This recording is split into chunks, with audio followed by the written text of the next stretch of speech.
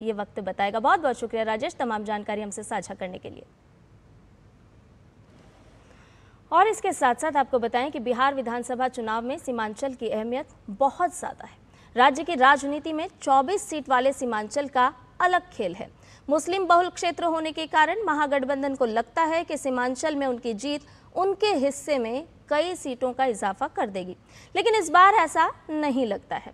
हाल के चुनाव में ओवैसी की पार्टी ने सीमांचल में अपना दम दिखाया है और वर्ष 2020 के विधानसभा चुनाव में न केवल 5 सीटें जीती, बल्कि महागठबंधन का विजय रथ भी सीमांचल में ही रोक दिया था। सीमांचल के बदलते सियासी समीकरण पर देखिए हमारी एक खास रिपोर्ट।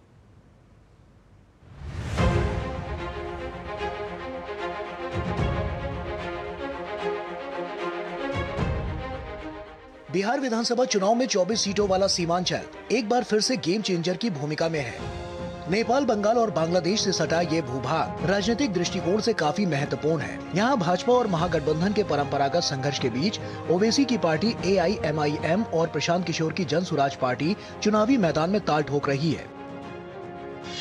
सीमांचल के किशनगंज, पूर्णिया, अररिया और कटिहार जैसे जिलों में मुस्लिम मतदाताओं की जनसंख्या 40 से 68% के बीच है, जहां पिछले कुछ वर्षों में मुस्लिम आबादी तेजी से बढ़ी है, जिसने आरजेडी की लालटेन को इस क्षेत्र में मजबूत किया है।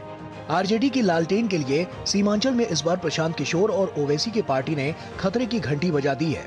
तो वहीं भाजपा हिंदू वोटों के ध्रुवीकरण और मुस्लिम वोटों के बिखराव पर भरोसा कर रही है। ओवैसी, प्रशांत किशोर, महागठबंधन सभी गैर भारतवंशियों के पीछे लगे हैं और एनडीए को भारी सफलता मिलेगी, क्योंकि हमारी लड़ाई गैर भारतवंशियों के साथ है।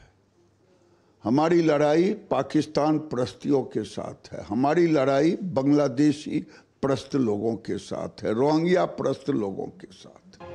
अपनी तेजाबी तकरीर से पिछले चुनाव में मुस्लिम वोटों की गोलबंदी अपनी तरफ मोड़ देने वाले हैदराबाद के भाईजान असदुद्दीन ओवैसी की पार्टी ने सीमांचल से 5 सीटें झटक ली थी, जिसने पूरे चुनाव की तस्वीर और तकदीर बदल दी थी।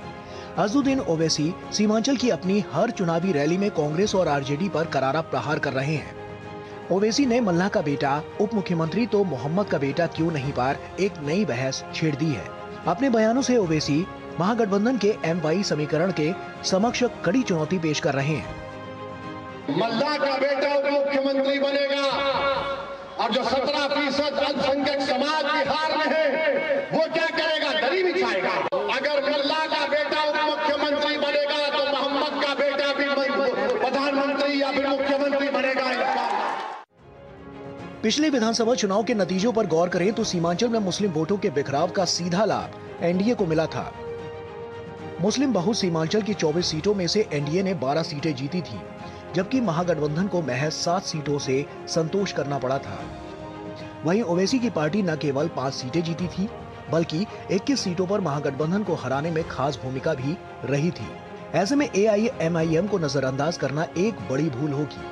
वहीं प्रशांत किशोर भी महागठबंधन की टायर पंचर करने में कोई कोर कसर नहीं छोड़ रहे हैं। प्रशांत किशोर रैलियों में आरजेडी सुप्रीमो लालू यादव पर जमकर हमला कर रहे हैं। प्रशांत किशोर का आरोप है कि मुस्लिम दशकों से आरजेडी के लालटेन में केरोसिन बनकर जल रहे हैं, जिसकी रोशनी लालू के घर में हो रही है। आरजेडी को उम्मीद है कि मुस्लिम बहुल सीमांचल में उसका लालटेन इस बार भी जलेगा। सीमांचल के लोगों को इतना ही कहेंगे, भाजपा से डर के वोट देते रहिएगा तो लालटेन में किरासन तेल बनकर जलिएगा आप, जलेगा आपका और आपके बच्चों का भविष्य, और रोशनी होगा लालू जी के घर में, आपके घर के आपके बच्चों के जीवन में उजाला नहीं होगा। स्पष्ट है कि आरजेडी के मुस्लिम यादव समीकरण में AIMIM और जन सुराज पार्टी की सेंध मुस्लिम वोटों में बिखराव की आशंका और सीमावर्ती क्षेत्रों में घुसपैठ व सुरक्षा जैसे मुद्दों ने सीमांचल के चुनावी परिदृश्य को जटिल बना दिया है। ऐसे में सवाल है कि क्या सीमांचल फिर पुरानी राह चलेगा या इस बार कोई नया रास्ता चुनेगा।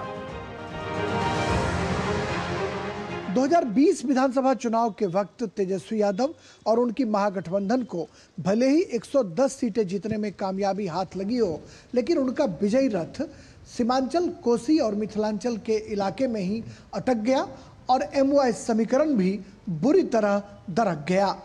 कैमरामैन मोर मुकुट शर्मा के साथ सीमांचल से मैं राजेश राज, डीडी न्यूज के लिए।